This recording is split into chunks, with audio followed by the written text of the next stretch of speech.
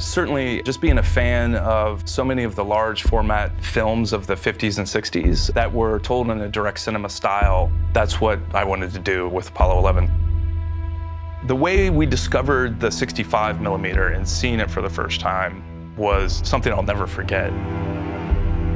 There was 2 reels, and we put them on a prototype scanner that the guys at Final Frame here built. And you would just see these little bursts of imagery about every 3 or 4 seconds.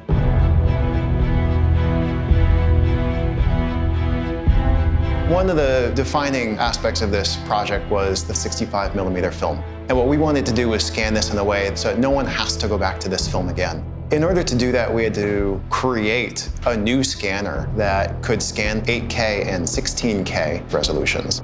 We were running the most important film in the world on a scanner that was a prototype. It was inspiring and terrifying. Good morning, Neil.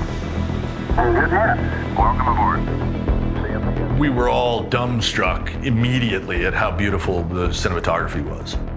The detail in the footage that we were seeing was something I just had never seen before. There was 3 or 4 of us in the room, just speechless. Honey, you're gonna extend that time out. We recreated the entire mission in 9 days. So we have a timeline where you can look and see over 100 tracks of audio. And that took the better half of a year just to compile that. We were working with 18,000 hours of uncatalogued audio, 11,000 hours of which was from Apollo 11. Cabinet behind us. The NASA official who escorted us over to this site. We had hundreds of reels of footage, including the 16 and 35. And we had 70 millimeter 10 perf, which is something that most people had never even heard of. It was used as an engineering format for the government.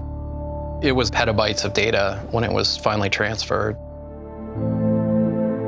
It's cool, because when you watch the film, you don't feel like it's something happening 50 years ago. It feels contemporary, and that is part of the artistry of the people who were actually shooting the footage. It's also the artistry of the National Archives and their expertise in preserving this material. It was in pristine condition.